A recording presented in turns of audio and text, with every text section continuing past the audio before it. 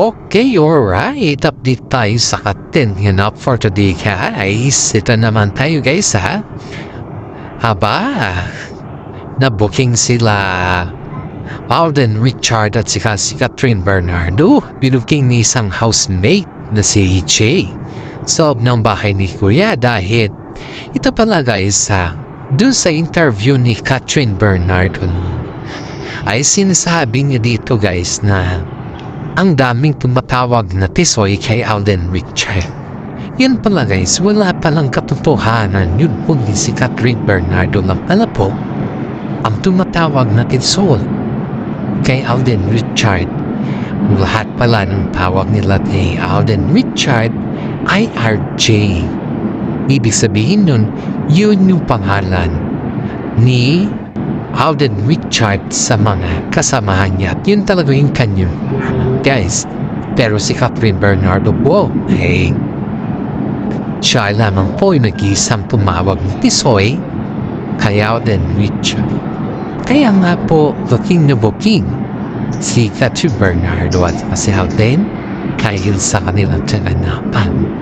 Pero napapatunayan naman ng mga iba yan, guys, na si Alden Richard po ay okay naman sa kanya yung tinatawag siyang tisoy ni Catherine Bernardo kasi gusto naman niya, guys.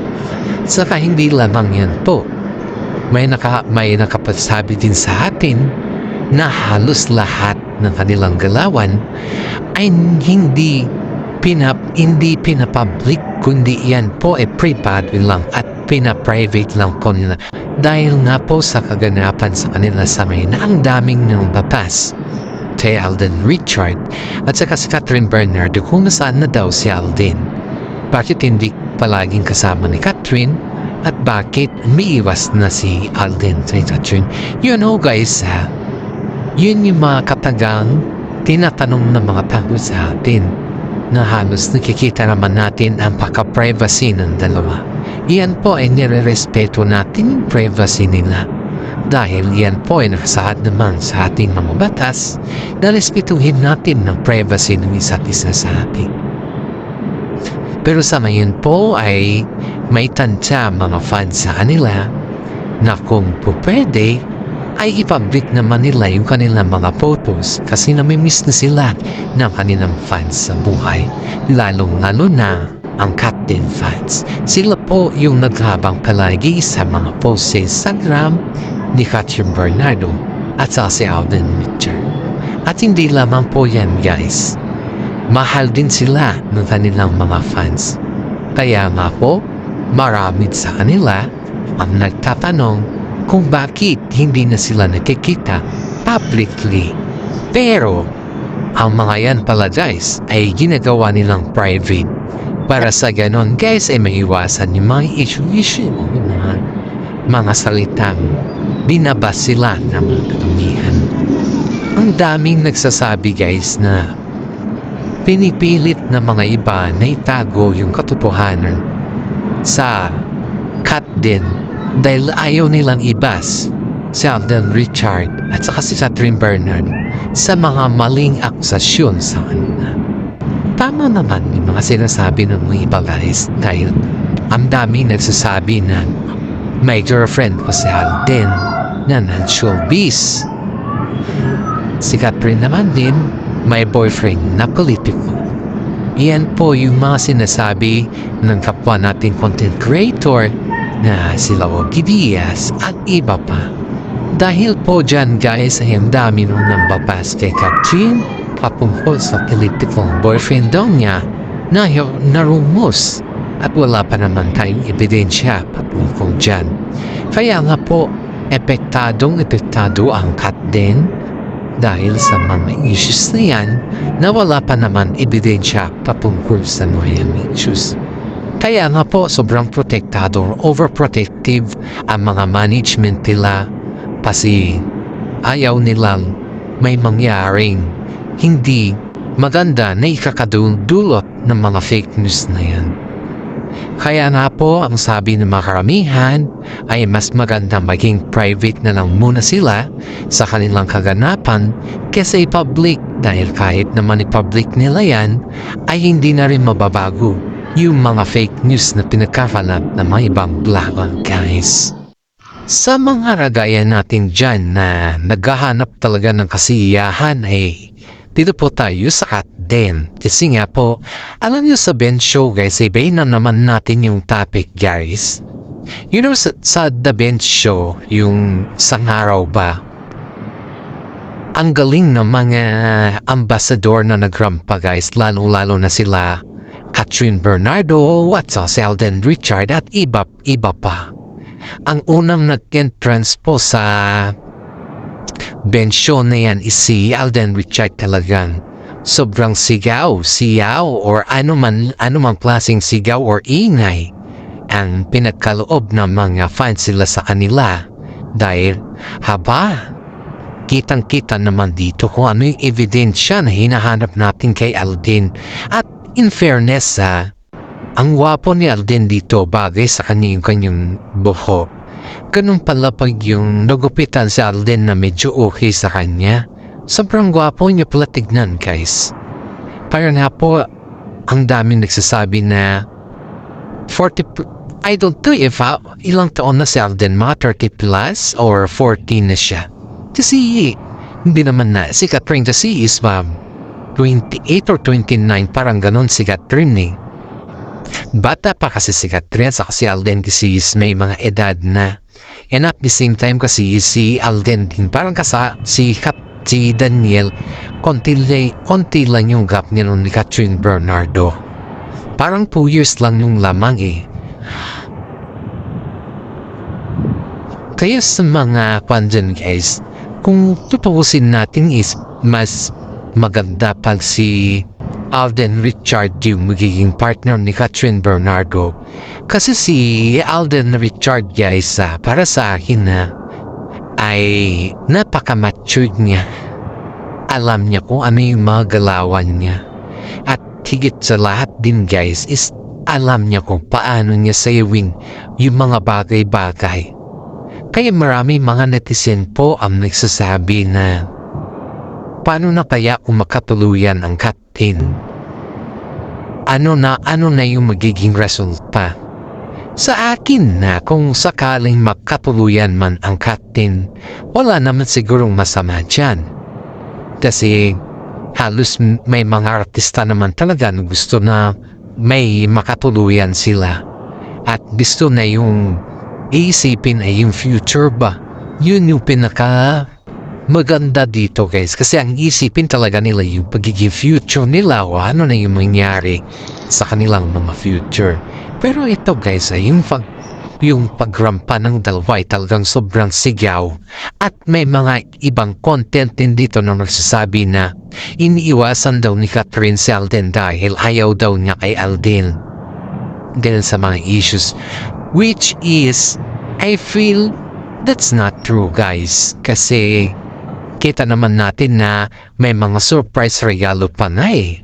Si Alden kay Catherine, muntik na pala itong nag-propose guys Ito pala yung may mga agenda tayo dito. Ano?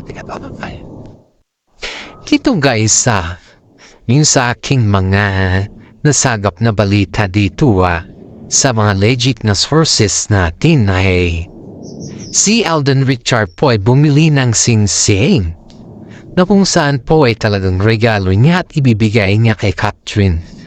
Pero sa lagay na hindi kasi in-expect ni Alden Richard na magkaroon ng issues yung about sa politics pa kay Catherine. Parang kinonek yung issue kay Catherine at nagkaroon ng napakagarbong issue kay Catherine yun.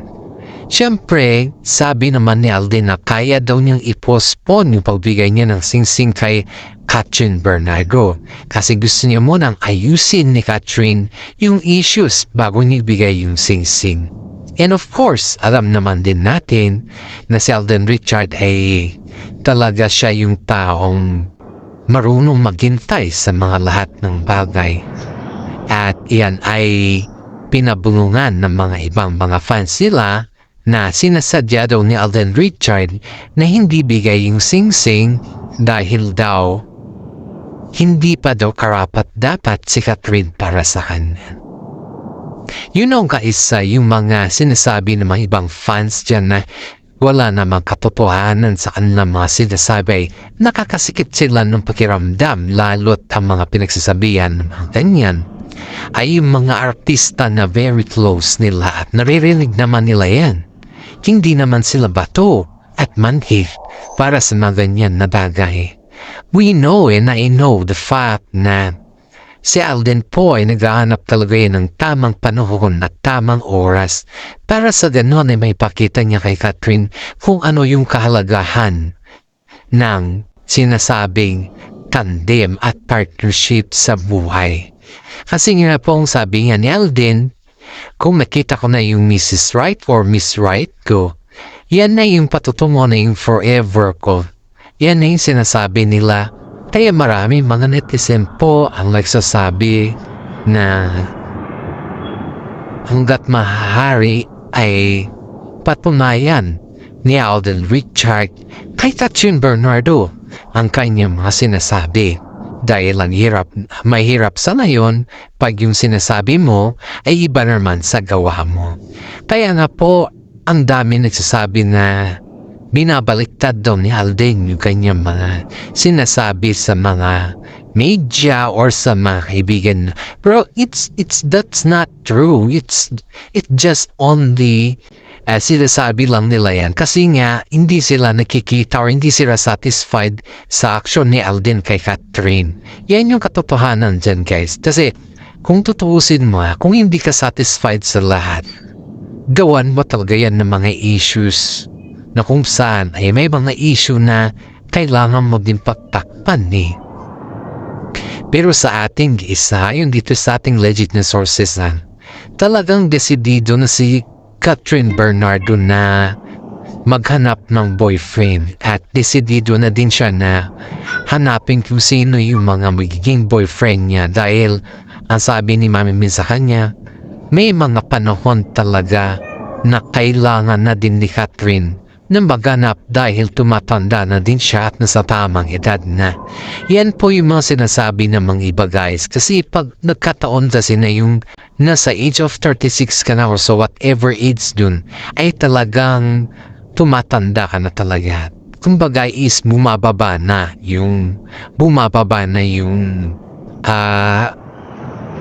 immune system mo ba at iyon yung ayaw nilang mangyari kay Catherine kasi gusto nila kasi guys yung umabot ka ng 30 ganon ay ready na si Catherine Bernardo sa lahat, hindi yung nagbabantayan mo na sila na kung ano-ano dyan. Yun yung ayaw ni Catherine eh. Pero sabi nga ni Alden, kahit anong ibato nyo sa akin na putik, batuhin ko kayo ng tinapay. Kaya na po maraming natuwa sa triptych post ni Alden na butuhin nyo man ako ng sangkadamakmak na bala ng putik or putik. Ang importante, ang ibabato ko sa inyo ay tinapay. So, ibig sabihin nun guys, walang pakialam sa Alden sa mga sinasabi ng mga bastos patungkol sa kanya. Kasi ang main purpose naman talaga ni Alden ay ang patunayan sa kanyang sarili na kaya din niya at siya po ay kaya niya maghintay at kaya niyang umiwas sa mga negatibong processing ng mga fake news. Kaya nga po, sabi ng mga iba kay Alden ay masyado siyang matibay para kay Catherine. Pero si Catherine naman ay inappreciate si Alden dahil alam niya naman na lahat ng ginagawa ni Alden ay para sa kanilang dalawa. At yun po, si Alden naman po ay very secretive na tao yan. Kagaya din ni Catherine, naging public lang naman si Catherine gawa ng Katnili. Pero in fairness nung sila ni Alden talagang kita mo yung pasigwe nilang dalawa. Si Alden naman kasi marunong umintindi yan eh. Umpisa't sa pulpa naman. Nagigibwe yan kay Daniel Padilla nung Hello Love nila. Low love goodbye nila noon. Pero nung nabang tumatagal na guys ay nararamdaman na ni Alden yung closeness at gustong-gusto rin siya ni Catherine Bernardo. Ang dami nga ng babas kasi ang layo daw ng agwat nila. Masyado daw matanda si Alden para kay Catherine Bernardo. Is it age doesn't matter? Pagdating sa pag-ibig, it's not a big question, right? Kasi ang dami naman matatanda o ang dami naman may mga agwat. Wala namang impact yun para sa akin na. Kasi ang may impact talaga kapag ikaw ay gumawa ng kababalaghan gaya ni Daniel Padilla, talagang puputok yan sa mundo, talagang may impact yan. Yan yung sinasabi nilang explosion of the truth, di ba? Kaya nga po guys, ingat-ingat tayo sa lahat ng bagay kahiri. Alam naman din natin na hindi natin matutumbasan ang kahihiyan ng ibang tao pagdating sa mga fake news, diba? Dapat tayo ay may mga ebidensya, dapat tayo ay may katotohanan at higit sa lahat, panindigan natin yung ating mga sinasabi. Huwag tayo maging fake news kasi nakakahiya po yan. Sa mga iba naman dyan na umaarangkada din yung kanilang YouTube channel, paki-like, subscribe at share naman po yung ating YouTube channel. Isa malaking tulong na po yan para sa atin. Maraming salamat guys at alam kong naiintindihan ninyo kung bakit na kayo naiinip dahil dito kasi pag naiinip ka wala kang makatanggap na kung ano klaseng updates patungkol sa iyong idulos buhay. Ito guys ang daming nagsasabi na bakit kailangan magpasalamat sa Chaprin kay Alden. Alam naman ng lahat na hindi na makarapat dapat si Alden daw para saan. Of course no, karapat dapat si Alden para kay Catherine kasi alam naman din natin na si Alden lang naman nagbibigay ng saya kay Catherine Bernardo. At wala na iba diba? That is the reality talk, that is the right and that is the flow of everything na sabi nila. And hopefully, intindihan po natin to. Paki-like, subscribe, and share naman po ng ating YouTube channel. Maraming salamat at God bless po sa ating lahat.